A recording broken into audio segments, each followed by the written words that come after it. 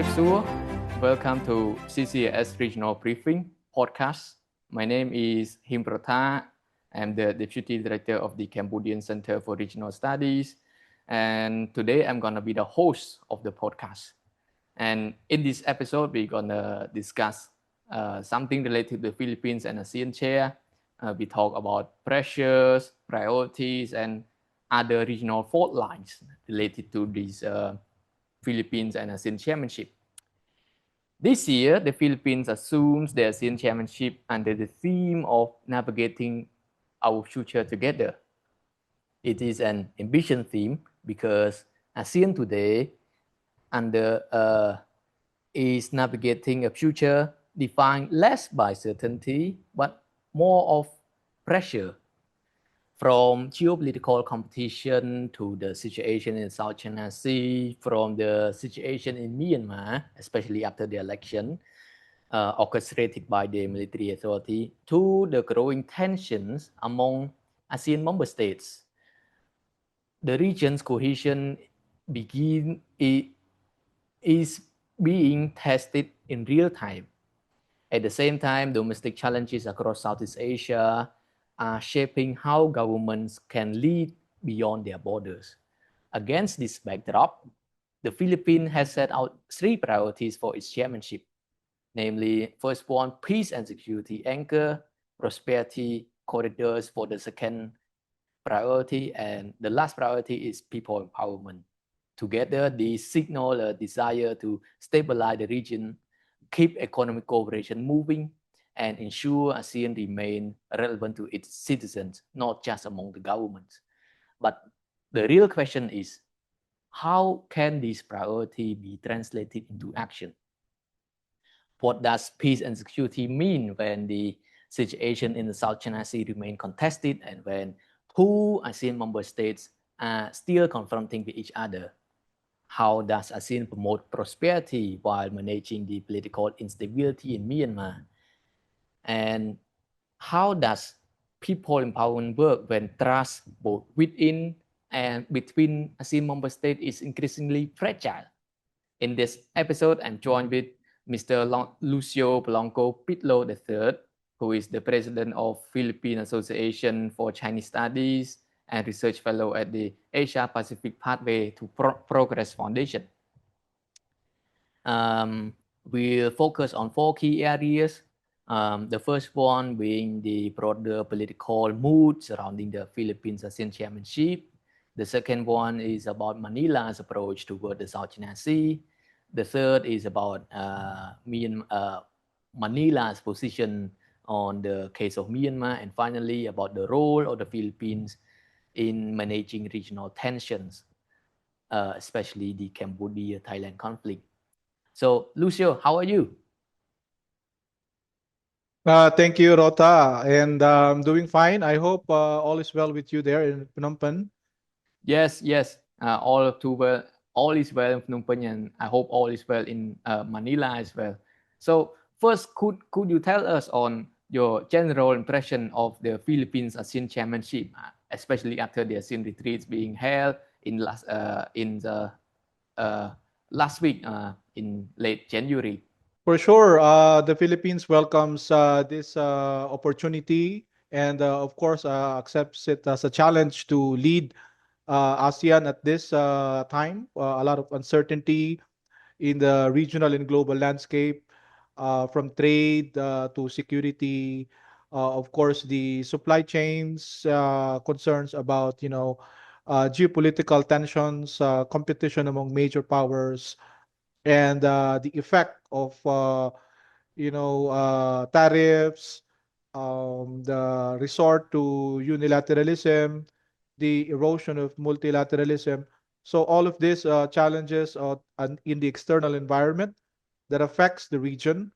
And then at the same time, the Philippines also had in recent months also have domestic politics challenges. Both the president and the vice president are facing impeachment complaints.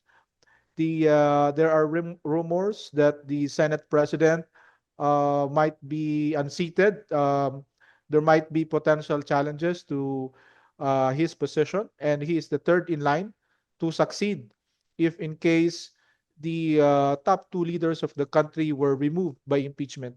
And so, at the domestic landscape and at the external environment, there is this concern about the increasing challenges and the ability of the government of Manila to stay above the fray, to be able to convince its public and also ASEAN and its partners that despite of these setbacks and challenges, that the country is ready and able to lead the ASEAN 11 members right now, and along with important dialogue partners for this year, the important chairmanship for ASEAN. Yes, thanks for your general impression. So, could you elaborate more on how domestic situation in the Philippines shape the Philippine ASEAN Chairmanship? How all those political struggle affect to the Philippines foreign policy at the moment? Well, of course, I think the challenge for President Marcos Jr. is, for one, to ensure that these domestic political issues will not impede the country's conduct performance as chair, and that, of course, I think there is the desire to ensure that there will be some kind of political credit or gain that the chairmanship of the country will provide for the Marcos administration right now, given this, of course, impeachment complaints and, of course, the nearing 2028 presidential elections. And I think if the government will be able to conduct, a very meaningful chairmanship, then it would redound to some political gain, some political capital that the Marcos government can muster and show to its domestic public. So I think that is where the interplay of domestic politics is in relation to the country's ASEAN chairmanship this year. Yeah. Hopefully, I think in this year everything is stable at home, so the Philippines could perform the chairmanship more smoothly. Because in ASEAN history, we also witnessed some moments, some events that the chair has some domestic problems, and it also disrupt the modus operandi of ASEAN. Like back in 2009 in Thailand, there was many chaos, and it would lead to the delay of um, uh, ASEAN affair. So I hope that the Philippines won't go to this extent. So let's move to the intensification of the U.S.-China competition. It's when we discuss the ASEAN's affair, regional affairs, and as well as the geopolitics, we could not ignore the rising tension between the U.S. and China, especially in the Trump second term. So in the U.S., of course, Trump recently just established the Board of Peace. He tried to make a name for himself. Also, the U.S. also tried to expand the presence in the region in some shape or form. China, on the other hand, also similar. Um, uh, China also try to enhance its strategic presence here. But China, I think recently we have heard some domestic turbulence, like the military purge and all these things, and also the decline relation with Japan on the cross-strait relation. So how all these regional international environment could have implications to the ASEAN Chairmanship of the Philippines? Yes, all of these recent developments, particularly the growing competition between US and China across the board, beyond trade, spilling over into supply chains, technology, and standards and norm setting, from technology like AI. So I think, countries like the Philippines and the rest of ASEAN, which participates in the supply chain of both, sourcing raw materials or components, inputs from China, and then exporting to US, Europe, and other markets. So it's very important for ASEAN to be able to uh, stay the course in terms of keeping engagement with both major powers, while at the same time continue to diversify their partners to avoid over-reliance and exposure and all the vulnerabilities that come from being tied to a limited pool of partners, one or two major markets. So I think ASEAN countries have been doing this, in recent times, trying to grow their security as well as their trade partners, signing free trade agreements with partners near and far. In the case of the Philippines, our president recently went to Abu Dhabi to sign a comprehensive economic partnership agreement with the United Arab Emirates. It's only the third bilateral FTA with another country signed by the Philippines, and the Ah, first with the Middle Eastern economy. And so I I see. think this year, I think under its chairmanship, Philippines might try to conclude the ASEAN-Canada Free Trade Agreement, as Manila on its own is also trying to negotiate a bilateral FTA with Ottawa. So I think this is part of the contribution of the Philippines in terms of diversifying, expanding ASEAN's pool of trade partners. Of course, last year under Malaysia's chairmanship, ASEAN appreciated the efforts of Malaysia to upgrade our ASEAN, free trade agreement with China, which is the first country with which ASEAN entered into an FTA. So I think this year the Philippines will try to aim for the conclusion of the ASEAN-Canada FTA plus the Digital Economy Framework Agreement in order to boost, the digital economy in the region. It's a very promising field, half a billion, more than half a billion market, a lot of young people, of course, a lot of demand for technology-related goods.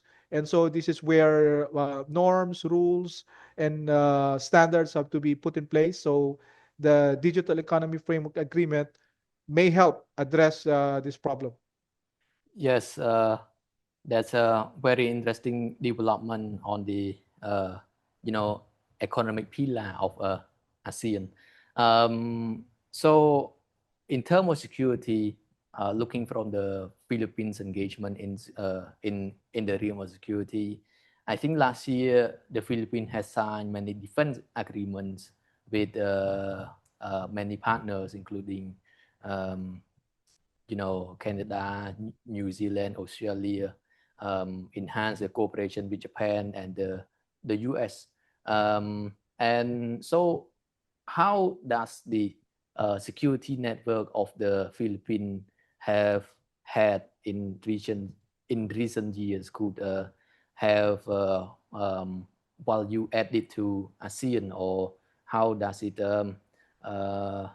play out in how the Philippines perform its chairmanship this year?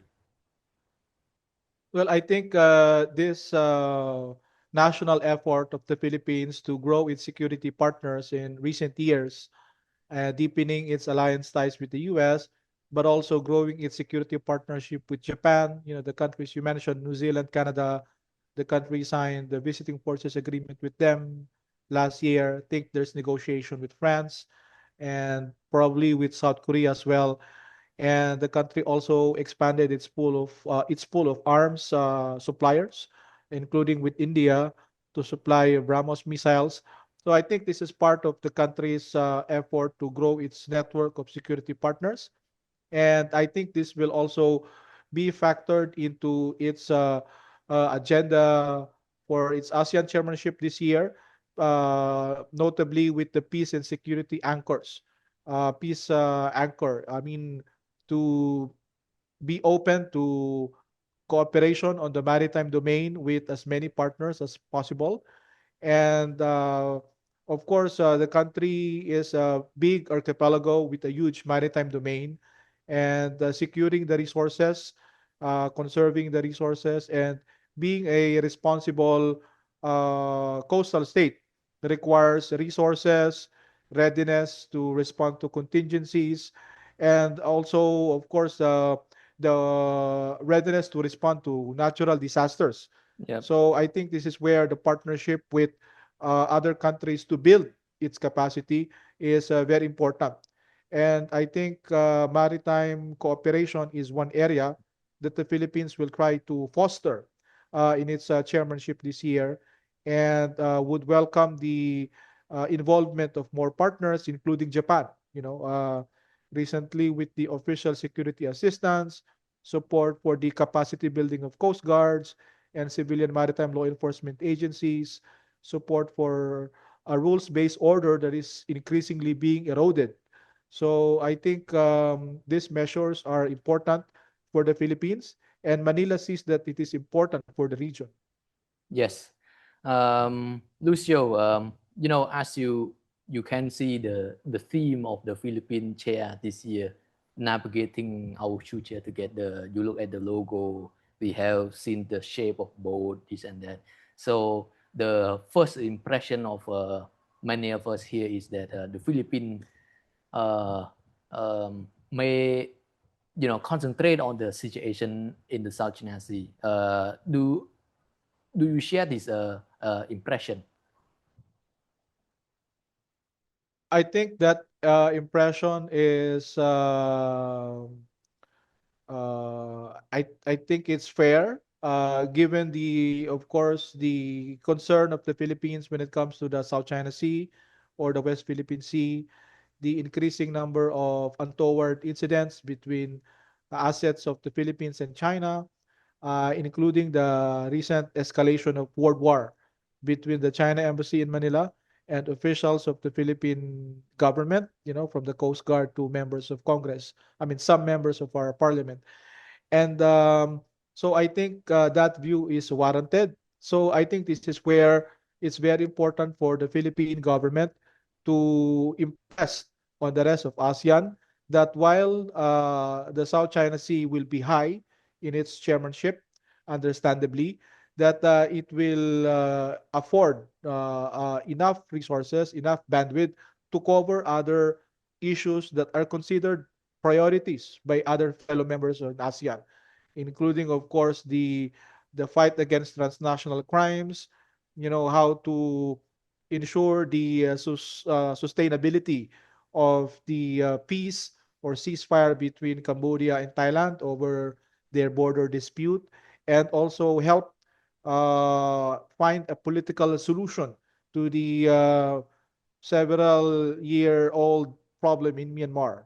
So Yeah. I think the Philippines needs to show to ASEAN and to its partners that while the COC is important for the Philippines, and I think the emphasis is to conclude this document under its chairmanship this year, that it will still have enough resources to also tackle other important issues. Because, for many maritime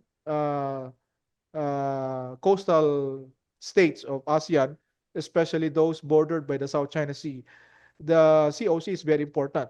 But this may not be the case for other mainland ASEAN members who are, they don't have immediate border with the South China Sea. So I think it's important for maritime coastal state like the Philippines to also work on other priorities that matter to other members of ASEAN.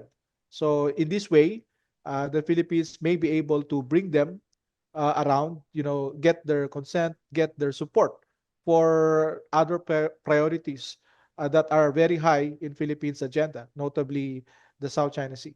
Yeah, I totally share your view that as a as a family, as a members to the same family, we need to pay attention to other family members priority as well. I think for this also count on the include the need to pay attention to the situation in South China Sea from mainland countries, since this problem also affect all of us, although it affect only the claimant states, but it's also affect to all of us as a whole.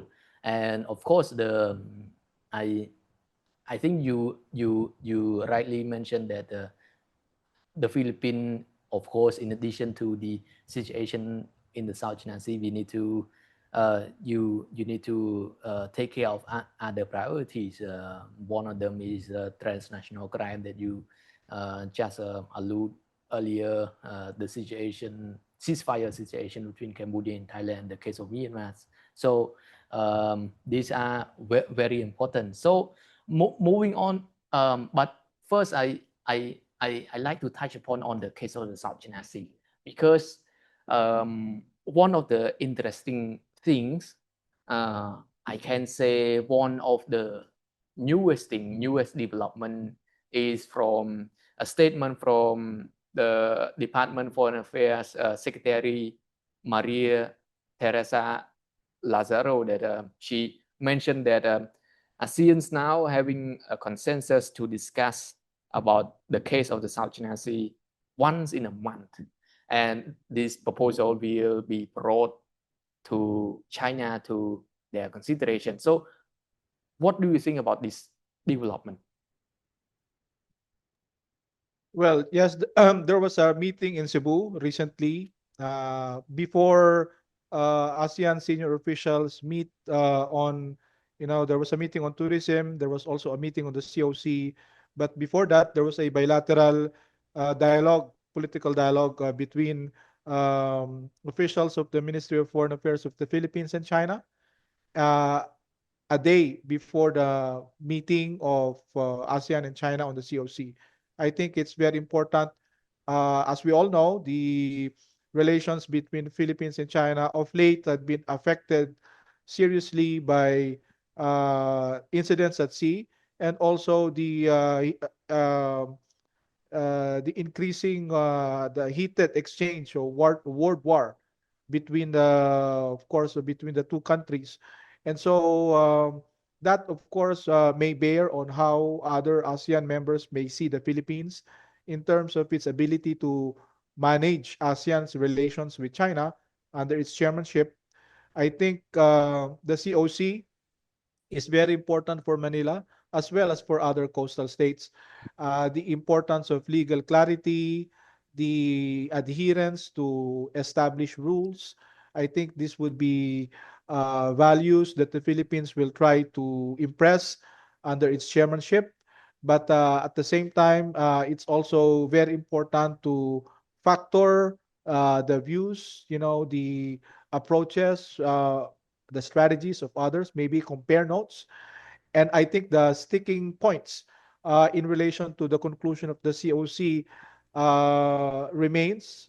They're not easy to be resolved anytime soon. Although I think negotiations will be more intense in the subsequent months. The coverage of the COC, the geographic area, the nature of the document. I think this remains a very tricky, this remains a very problematic space. And also the relationship of the COC with the past DOC of 2002. There Yep. was a declaration of conduct of parties on the South China Sea. So how will it interface with the COC? Will the COC be a DOC 2.0? How different will this document be compared to the previous one, considering that a lot of developments have happened already since 2002? Yeah, yeah. Um, I I've been to some of the discussion related to this South China situation, and I remember one of the view saying that the negotiation of the CSC is like going cycle, going again and again and again. But the evolution of the situation of the South China Sea is different. Is the evolution is go different from time to time. Um, from the problem related to uh, geographical proximity of the territorial claim to the problem of managing the maritime incident. So the situation has changed all the time, and indeed about the situation of the external actors in the in the South China Sea, like the exercise of freedom of navigation and freedom of flight. These are all the situation that are happening in the South China Sea. So back in 2023 in Indonesia Chairmanship, there was I read the one of the chair statement saying that ASEAN agree to vow to conclude the COC in 2026. Uh, so so you think this conclusion of COC will be realized this year under the Philippine chairmanship?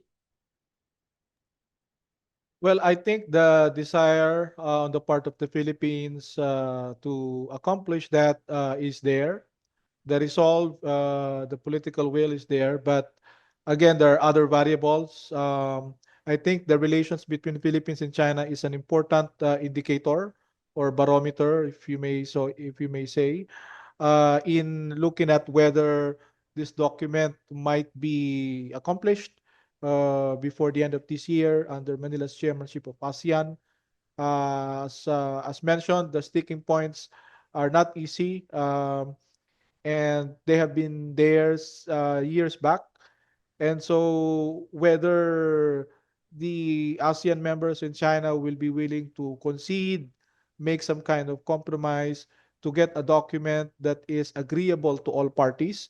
It may not be the ideal for everyone, but it may be something that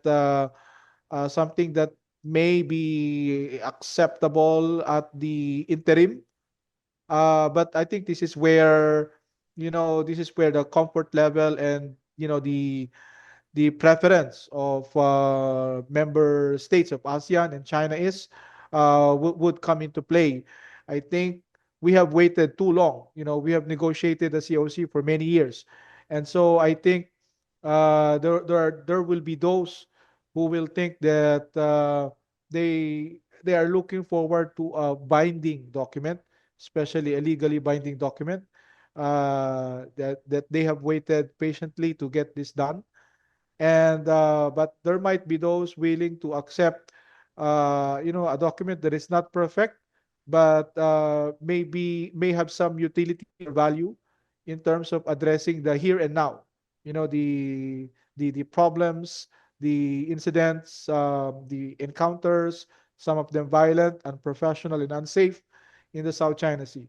So I think this will be a clash of that kind of perspective of whether to get a binding, effective code of conduct with potentially provisions for infractions. For infringements, there will be some kind of penalty or sanctions over a non-binding document that may be more voluntary in nature, but may be easier to be accomplished within a year.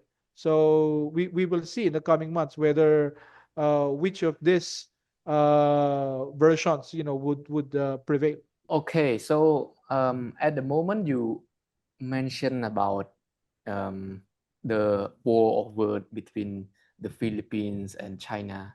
So do you see any indicator that the Philippines-China relation could get improved? So this conclusion or any sort of diffuse settlement within the South China Sea or the management of South China Sea could be realized this year? Well, I think that trust and confidence is very important, to conclude significant agreement, whether in trade or in security. And in this case, because of the tensions not only at sea but also in the information space, the public space, even in social media, the exchange of fiery rhetoric from the China embassy as well as the Ministry of Foreign Affairs of China, and of course some members of the Philippine Coast Guard and members of the Senate and Congress. So I think that creates an environment that is not conducive to building trust, improving the confidence level to conclude a major agreement. So we will see, whether this kind of dynamic will be sustained in the coming weeks and months. If so, I think it will be more challenging. I mean, the environment will not be, in my view, not conducive to getting progress on a major document like the COC. I see, I see. So trust and confidence between China and the Philippines is not there yet. Since like what you mentioned, uh, the information space confrontation, uh, I have seen it, and it's not a welcoming sign for the good relation between the two countries like that. But at least um, the Chinese still have embassy in Manila, and uh, the Philippines still have the embassy in Beijing. So we have some hope. Yes, I think the good thing is that both sides continue to engage each other. We mentioned earlier that there was a meeting bilateral between members of the Ministry of or Department of Foreign Affairs of both sides in Cebu prior to the bigger ASEAN China meeting on the COC. I think it's a welcome development. And then at the same time, recently the China Coast Guard also extended search and rescue assistance to 17 Filipino crew when their vessel sank near Scarborough Shoal. Again, also a disputed feature between Philippines and China.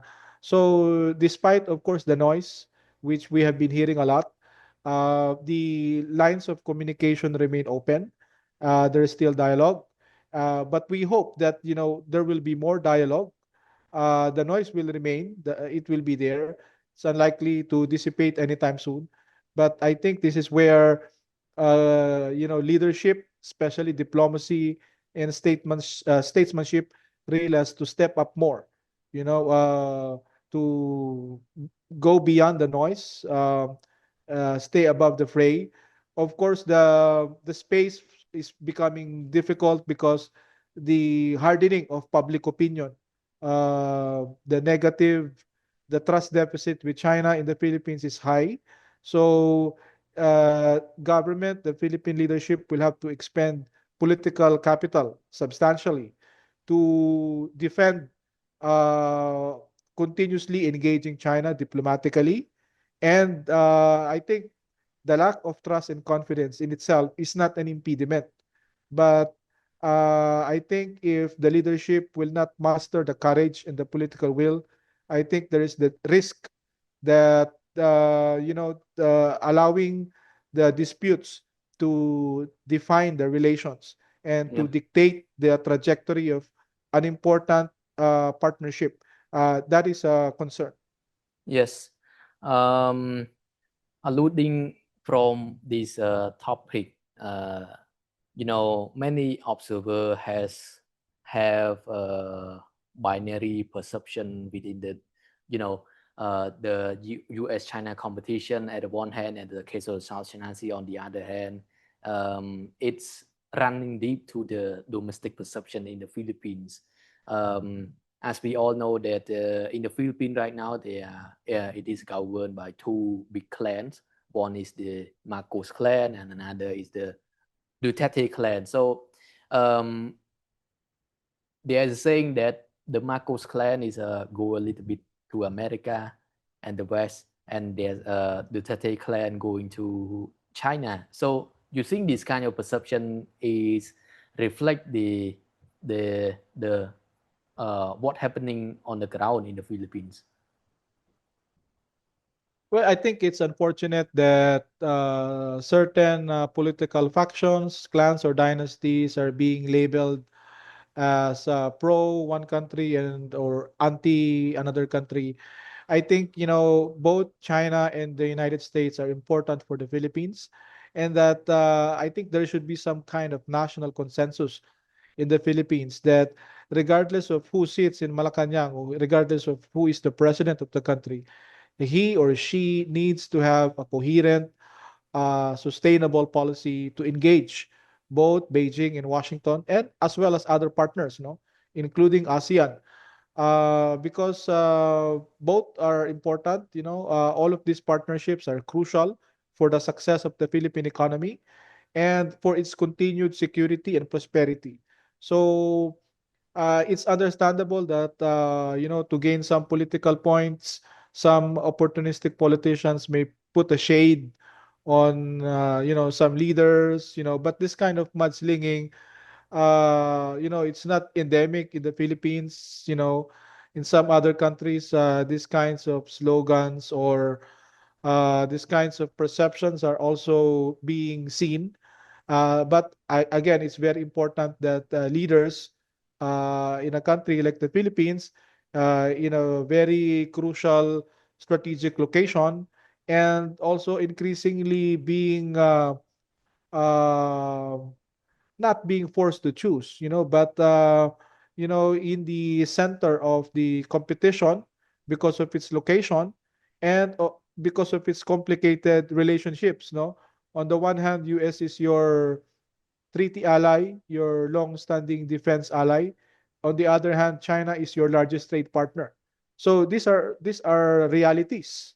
And so you in the middle, with the increasing tense ties between your two major partners, the tendency of you to be squeezed is something that you have to recognize, Yep. and that demands more diplomacy on your part, that demands more statesmanship and leadership to be able to navigate your way out of this situation, uh, keeping intact, keeping solid, strong ties with both. Of course, we need to raise our issues, whether in trade with US, concerns about the tariffs, the preference of the US for bilateral trade deals. On the other hand, we have to raise issues with China on the South China Sea and concerns about dumping of the goods, the competitiveness of our products relative to Chinese goods. As we all know, they're technologically advanced. So I think these are valid issues, but they have to be handled professionally, astutely, and they demand uh, the right personnel, the correct messaging, the firm and consistent policy. So I think it's not an easy thing, but it is something imperative for Manila. Yep. I like your term about this national consensus is needed, especially in light of the current geopolitical situation. But anyway, we move on to another hot issue of the situation in Myanmar. Myanmar recently just the military authority just orchestrated the election, of which, as expected, the political party that lean to the military group, the USDP, United Solidarity and Development Party, won won the election. And early early January, Secretary Lazaro visited Myanmar, and so I I I I like to get your insight and your impression on what will the Philippines handle this situation, the dilemma. On the one hand, the inclusion of Myanmar back to ASEAN. On the other hand, the question on whether to um, uh, uh, accept the legitimacy of the election, or perhaps the fait accompli of the situation in Myanmar by ignoring what happened in the past 5 years. Well, yes. With the holding of the elections by Myanmar shows that the government considers, this exercise important to gain legitimacy, whether domestic or abroad. But again, it's another thing for other international partners to accept, and to acknowledge the results of the election. I think in relation to the acknowledgement and recognition, I think while this political exercise was noted, I don't think the impression was that this suddenly makes the SAC legitimate in the eyes of the international community. But I think this exercise is an important indicator of the desire of Myanmar not to be in this kind of pariah situation for very long, you know, um, outcast of the international community. And I think this is where ASEAN can help. And under Philippines chairmanship, Philippine President Marcos Jr. appointed our Secretary of Foreign Affairs, Maria Teresa Lazaro, to be the special envoy of the chair. And as you mentioned, in that capacity, she visited Myanmar and held dialogue with officials there. I think the Philippines will continue to emphasize the role of the five-point consensus reached in Jakarta. Of course, there had been concerns about, the slow pace of the five-point consensus. Uh, but I think the Philippines is trying to manage expectations. I think the priority is ensuring the delivery of humanitarian assistance to affected communities and fostering a dialogue between all critical, crucial domestic players inclusively. That will be hard, but I think that remains the direction. First, the humanitarian assistance through the AHA, the ASEAN Humanitarian Assistance Coordinating Center. Center, yeah. So I think the Philippines will continue to put emphasis on what has been agreed upon before, and at the same time work with international partners and also private sector, other donors to help alleviate the situation on the ground while trying to uh, convince the authorities in Myanmar that it is in their best interest to have a political solution to this problem. Yep, yep. So the situation in Myanmar is very complicated, and but I I still cannot see how ASEAN could assist Myanmar getting out of this complexity and this uh, you know isolation for the past 5 years. Of course, the five point consensus is still the main references, and I although I think 5 point consensus is um, more or less an acceptable document, but it could have been better to some extent. So, so in this year, apart from the Philippines, as you mentioned, talking about working with other partners and ensuring the delivery of humanitarian assistance, but what's next? What's next of the future of Myanmar in ASEAN should this instability continue? Well, I think that ASEAN's best hope is that they will facilitate, provide offices for parties within Myanmar to hold a dialogue. But in the end, this will be Myanmar's call. And so I think the role of ASEAN will, be there if ever uh, the environment or the leadership in Myanmar, the SAC, the NUG, and the other ethnic rebel factions or armies or militias decide to, be open to dialogue. And I think this is where ASEAN will be more than happy to provide a venue for to discuss the future of Myanmar, because we already had bad experience when it comes to not only in ASEAN but also in other parts of the world where change is imposed from outside. It's not sustainable, and intervention, regardless of whether it's good intention or not, sometimes they result to unintended consequences, to Yep. even worse uh, implications.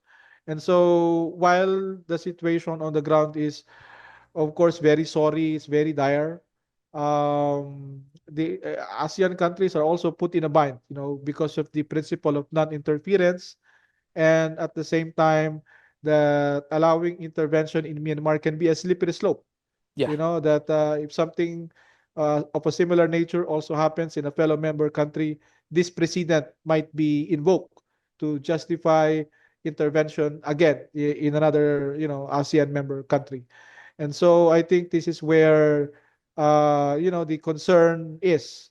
But so I think the urgent matter for ASEAN right now is providing the humanitarian assistance and facilitating, trying to create an environment open for dialogue, trying to convince the actors within Myanmar that it will be to their country's best interest and future to hold a dialogue that allows all the important players to sit down in a table. Yep, for sure. So let's move on to another case, regional issue of Cambodia-Thailand conflict. In the press release of the ASEAN retreat, this issue is was mentioned only in one paragraph, uh, and in that paragraph, the the statement goes something along the line like the Philippines take over the role of the coordinator of ASEAN Observer Team, AOT, from Malaysia in the May date of 2026. So, in this conflict, what will be the Philippines' expectation in dealing with this intra-ASEAN conflict? How will the Philippines address this issue? Well, yes, I think the Philippines appreciated the role of Malaysia in expending resources to be of help to de-escalate the situation between fellow ASEAN members Thailand and Cambodia, help broker ceasefire. Of course, working with other partners like China and the United States. And I think this is where the Philippines can take off from, be willing to play that role as chair of ASEAN, to support the ongoing ceasefire agreement. I think in the Cebu meeting, uh, during the release of the press statement of the chair, the Philippines welcomed the statement in the recent border committee meeting between Thailand and Cambodia, and that the ASEAN observer team sent to check the compliance of both sides to ensure that both parties are implementing their commitments, to that agreement. So I think the Philippines, at the very least, will continue to support the AOT, the ASEAN Observer Team, and be willing to host if ever the leaders of Cambodia and Thailand decides to have a dialogue with ASEAN on top of the situation, that the Philippines will be there to provide a venue, to help mediate.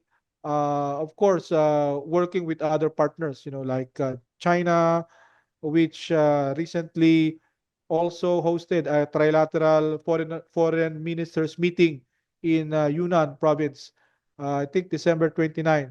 Then a couple of days after, there was the release of the Cambodian soldiers captured by Thailand.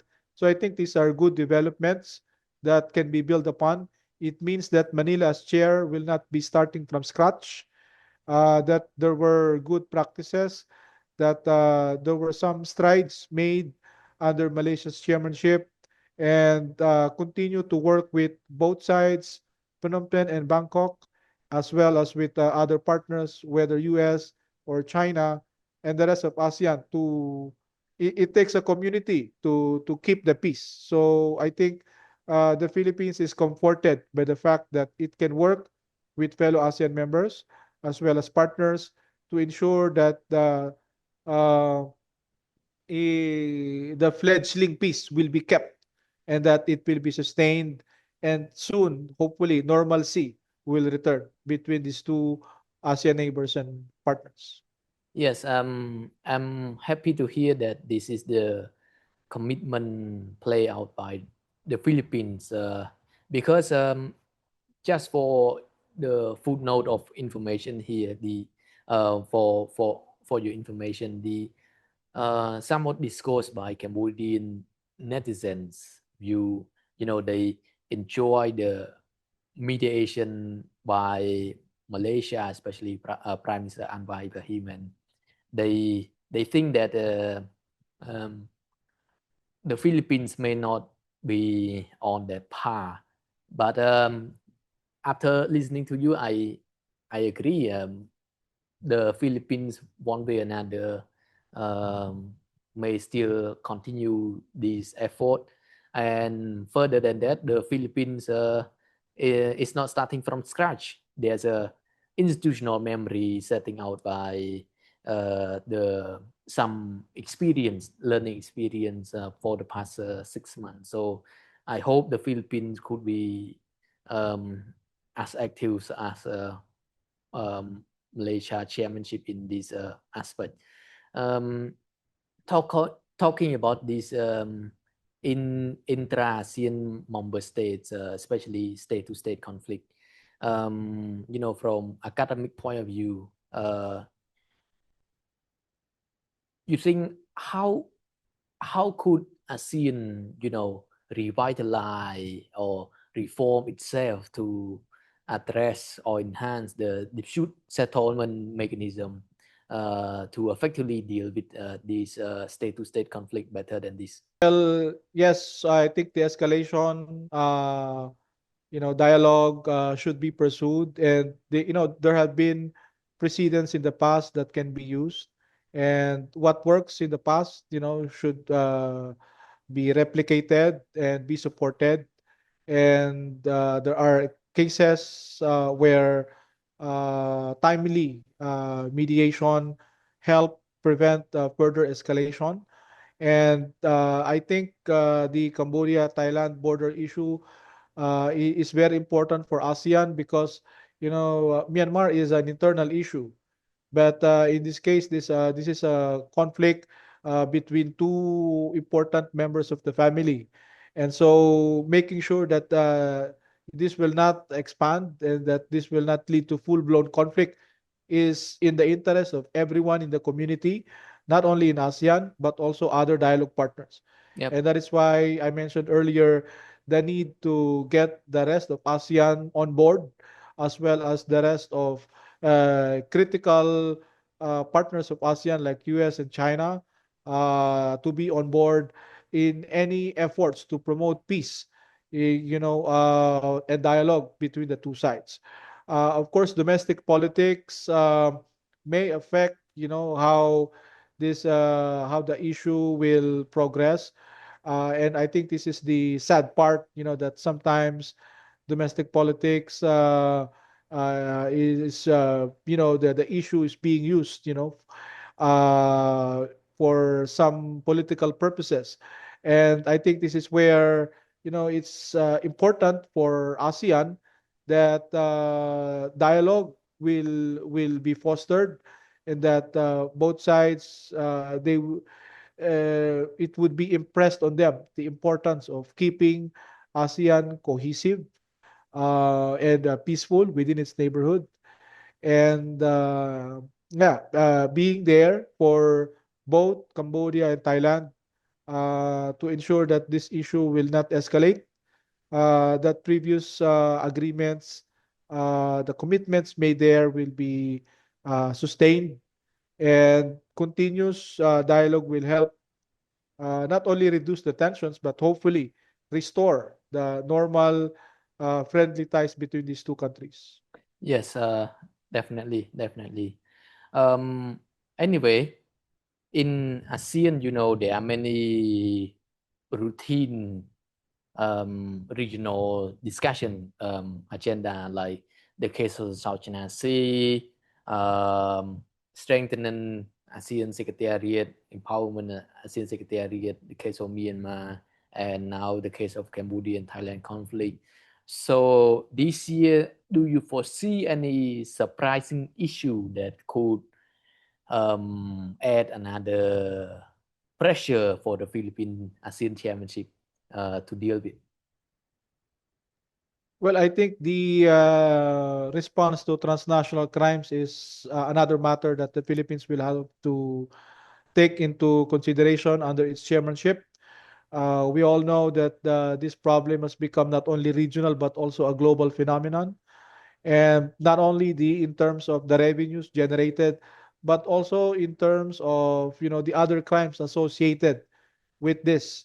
That instability in a fellow member like Myanmar, the border areas that are generally outside the control of the central government are becoming epicenters of transnational industrial scale scam, fraud, illegal gambling, and a host of other crimes associated with them, from drugs, prostitution, that affects not only the people of Myanmar, their image, but also the tourism of neighboring countries like Thailand, even Cambodia, and also the people being trafficked there, from all over the world, including ASEAN nationals. The Filipinos are among hundreds that were repatriated in several batches in mainland ASEAN countries where this problem is growing. And so this is a matter that requires international cooperation, not only among ASEAN members, but also with other international partners, due to the a borderless way by which we do things, Yep. cryptocurrency, the internet. This is supposed to be enablers for, digital economy, but sometimes they're also being used by unscrupulous elements, to conduct criminal activities. And this is where cooperation, in fighting financial crimes, and of course the worry of corrupting governments Yep. where these scam enterprises operate, from local officials to national government officials. I think that is a real concern that should not be taken for granted. The Philippines, for its part, have already banned completely Philippine offshore gaming operations, online gambling casinos, which the Chinese government had made representations in the past to close this sector. And Philippines under Marcos Jr. had, just completed, this process of Mm-hmm. taking down this enterprise that is affecting not only Philippines' image in the financial sector, but also its tourism and also its relations with China. Yep. So this is a big fight, and of course the cooperation of more players from ASEAN and from dialogue partners will be important in winning this fight. Yes.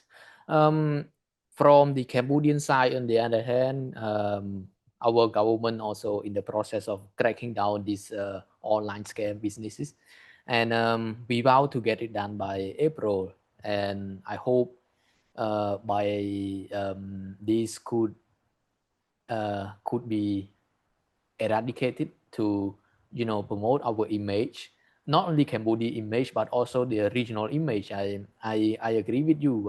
This is a regional and even a global issue. Everyone affected.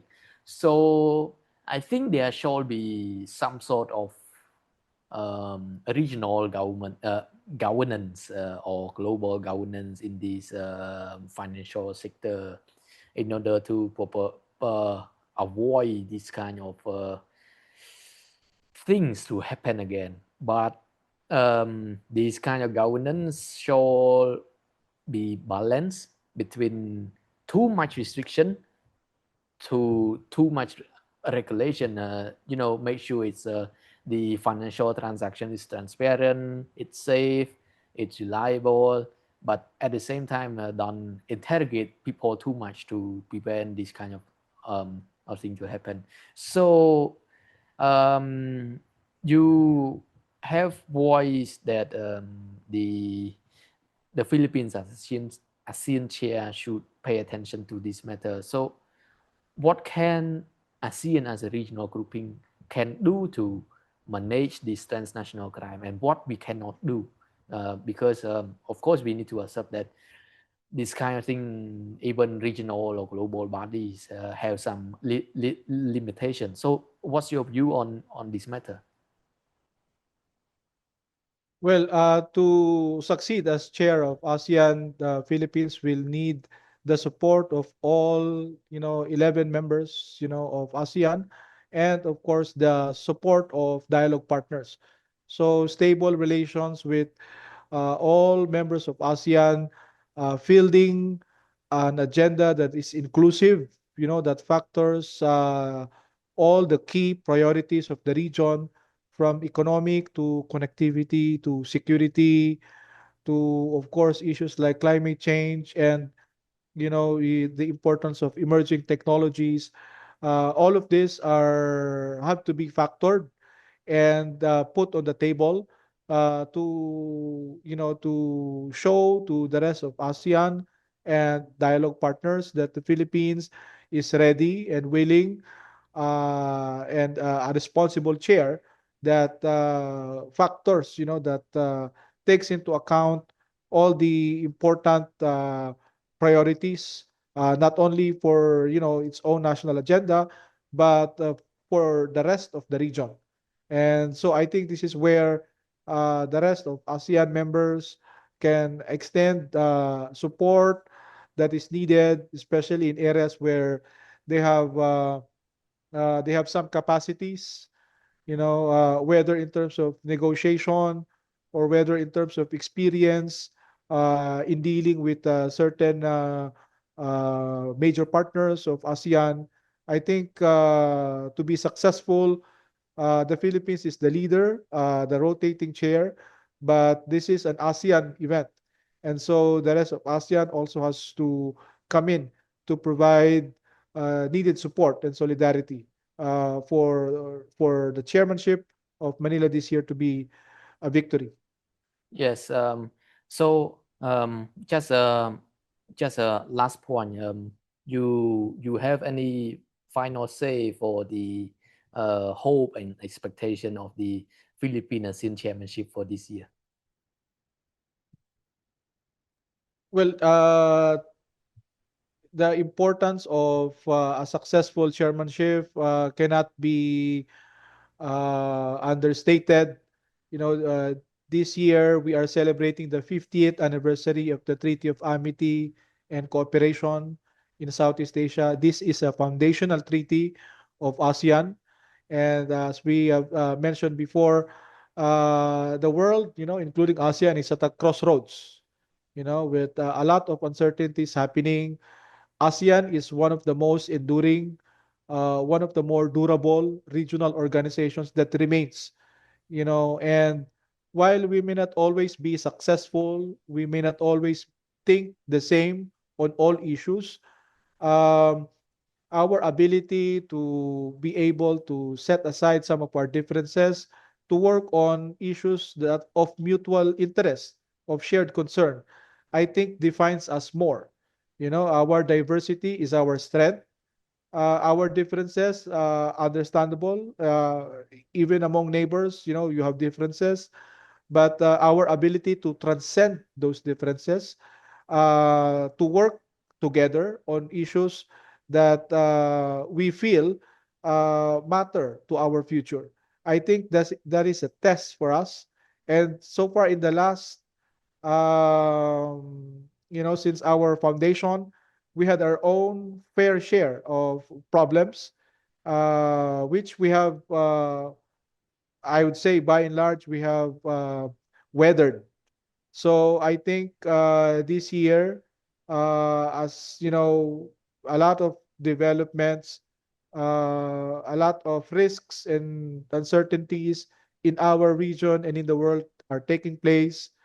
You know, not only great power competition, but the erosion of multilateralism. How do we respond to it? And of course, the example that we in ASEAN can set to other regions, that in this part of the world, we are doing our best to manage our own affairs, not always successful, but we continue to do it anyway. And we try to learn from our experience, and we try to expand our pool of partners, because the bigger problems that we are facing cannot be solved by one or two heads. So I Yeah. think that recognition is important. And I think that could be a good takeoff point as the Philippines chairs this important summit. I mean, this important milestone for ASEAN. Yes, thank you very much, Lucio, for joining this podcast, and we discussed a lot of things from the broad overview of the ASEAN Chairmanship under the Philippines to some particular issue from South China Sea to Myanmar and Cambodia Thailand conflict, and lastly about transnational crime. You raised a lot of points that could be a food of thought for many scholars and observers here. So thank you very much again. And to our audience, thank you for paying attention to us, and stay tuned to the next episode. Thank you.